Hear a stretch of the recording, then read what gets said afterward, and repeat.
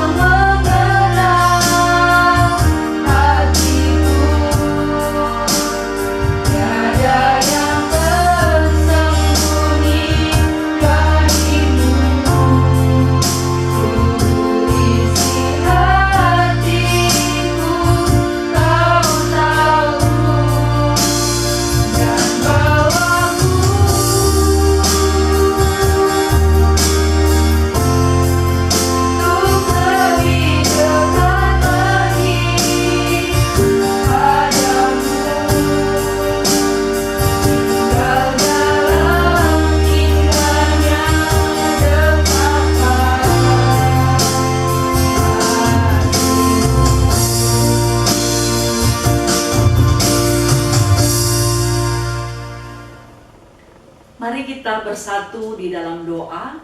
Sebelum kita mendengarkan firman Tuhan, kita berdoa. Tuhan Allah Bapa kami yang bertahta di dalam kerajaan sorga, Allah yang kami kenal dan kami sembah, di dalam nama Yesus Kristus Tuhan dan Juru Selamat kami. Kami bersama-sama berkumpul merindukan firman Tuhan yang akan diperdengarkan oleh hamba-Mu. Perlengkapi hamba-Mu dengan pengetahuan, hikmat, dan pengertian. Begitu juga kepada semua anak-anak Tuhan yang telah memberi dirinya, memberi waktunya untuk mendengarkan firman Tuhan. Kiranya Roh Kudus Tuhan memperlengkapi mereka sehingga semua dapat mengerti akan firman Tuhan yang akan diperdengarkan saat ini. Kami berdoa di dalam nama Yesus Kristus Tuhan, Juru Selamat kami yang hidup. Amin. Anak-anak yang dikasihi Tuhan, mari kita bersama-sama membaca kitab Yeremia pasal 33 ayat 14 sampai ayat yang ke-16. Yeremia pasal 33 ayat 14 sampai ayat yang ke-16.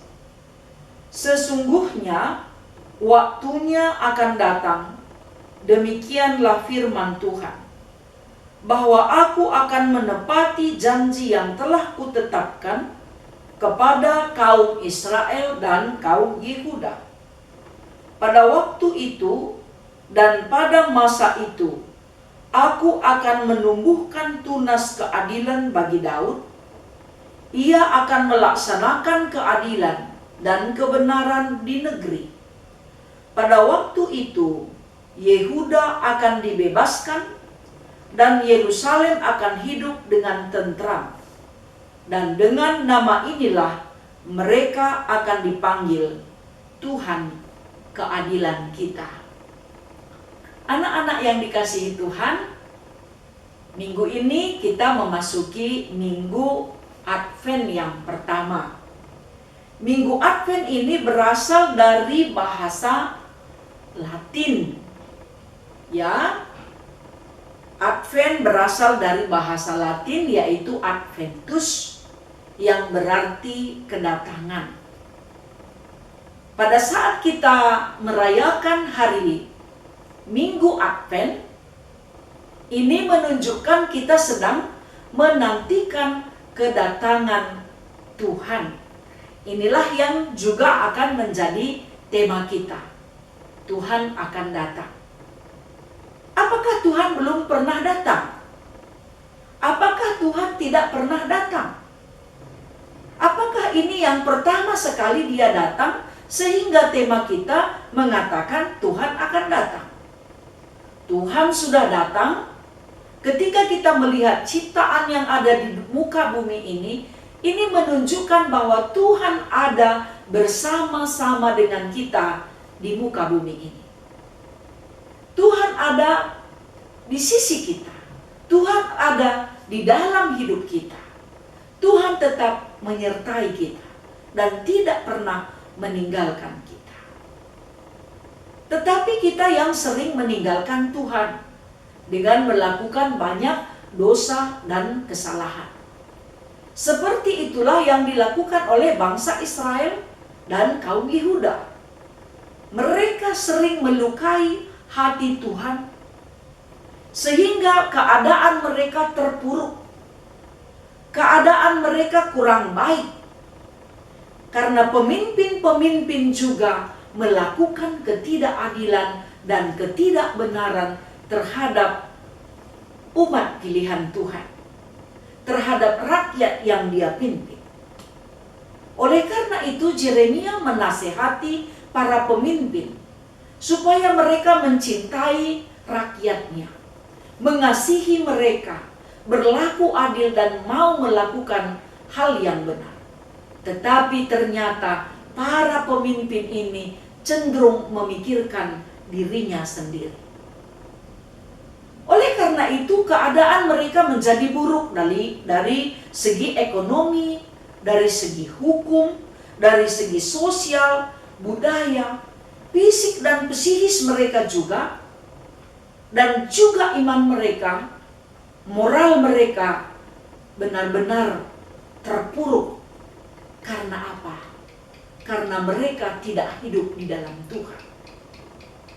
Oleh karena itu Tuhan menasihatkan Yeremia, mengutus Yeremia untuk memberitakan janji-janji yang pernah Tuhan ucapkan akan ditepati, akan dilaksanakan. Tuhan akan memulihkan keadaan bangsa umat pilihan Tuhan, yang mana mereka ini jauh dari prinsip-prinsip keadilan dan kebenaran. Dan Tuhan menjanjikan akan timbul dari tunas atau keturunan Daud seorang pemimpin yang akan berpihak kepada keadilan dan kebenaran. Mencintai hidup, mencintai dan mengasihi orang yang mau hidup di dalam ketetapan-ketetapan Tuhan. Keadilan dan kebenaran akan dilaksanakan dengan benar. Dan dia akan memimpin seadil-adilnya, tanpa memihak kepada orang yang bersalah. Dia akan tetap berjalan di dalam kebenaran. Tetapi bagi orang yang mau bertobat, tetap diberikan kesempatan. Tuhan berjanji membebaskan umat pilihannya dari penguasa yang jahat, yang mau menindas, yang mau melakukan intimidasi, dan tidak mengenal peri kemanusiaan. Janji Tuhan ini adalah penuh harapan, membawa ketenangan, membawa damai sejahtera, membawa sukacita. Orang yang menantikan Tuhan itu hidup di dalam pengharapan. Karena apa? Setelah manusia jatuh ke dalam dosa, Tuhan telah mengutus Yesus Kristus ke dunia ini untuk mengabarkan sukacita, untuk memberitakan berita keselamatan, supaya tidak ada orang mengalami hukuman mati kekal, tetapi hidup kekal. Tetapi ternyata manusia juga tidak mau mengikuti apa yang telah ditetapkan Tuhan. Sehingga pada saat peristiwa Yesus mati dan bangkit serta naik ke sorga, kita sekarang sedang menantikan kedatangan Kristus yang kedua kali. Anak-anak yang dikasihi Tuhan, kita sekarang sedang menanti kedatangan Kristus yang kedua kali. Tapi kita percaya pada saat ini juga Tuhan masih memimpin hidup kita, karena tidak ada yang tersembunyi bagi Tuhan di dalam hidup kita. Tapi pada saat kedatangannya yang kedua kalinya, dia akan bertindak sebagai hakim, menghakimi orang yang hidup dan yang mati, menghakimi orang yang benar dan yang tidak benar. Orang yang berdosa akan dibenarkan bila mereka memperoleh kasih karunia Tuhan. Oleh karena itu, di Minggu Advent ini, mari kita bersama-sama merasakan kehadiran Tuhan di dalam hidup kita. Bagaimana ya merasakan kehadiran Tuhan di dalam hidup kita? Ketika kita berbuat kesalahan, ketika kita berbohong, ketika kita mencuri, ketika kita tidak jujur, hati kita tidak tenang. Itu memperlihatkan bahwa Tuhan bekerja di dalam hati kita untuk memperingati, untuk menasehati, supaya kita tidak hidup di dalam hal-hal yang buruk. Karena semua hal yang buruk dan jahat itu tidak berkenan bagi Tuhan.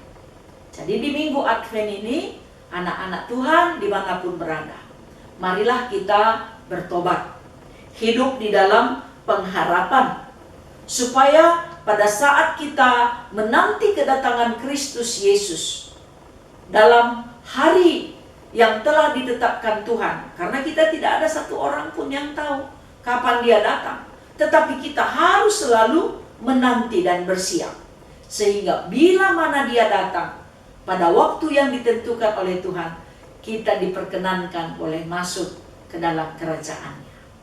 Tuhan pasti datang dan tidak ada yang tersembunyi bagi Tuhan untuk semua yang kita lakukan. Untuk kesalahan yang kita lakukan, tidak ada yang bisa kita sembunyikan. Oleh karena itu, ketika kita bersalah, lebih baik memohon ampun kepada Tuhan dan kita bertobat.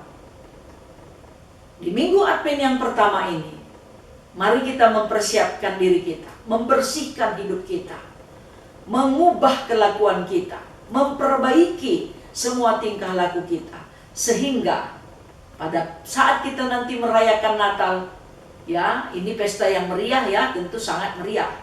Dan pada saat kedatangan Kristus yang kedua kali, kita sangat bersuka cita karena kita layak, karena anugerah Tuhan masuk ke dalam kerajaan-Nya dan memperoleh hidup yang kekal yang Tuhan telah sediakan.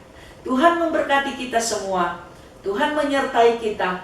Marilah kita hidup selalu di dalam pengharapan akan iman kepada Tuhan, supaya kita tetap berkenan di hati Tuhan dan melakukan hal yang Tuhan kehendaki di dalam hidup kita. Amin. Mari kita bersama-sama menaikkan nyanyian pujian kita kepada Tuhan dengan nyanyian Allah Ditinggikan.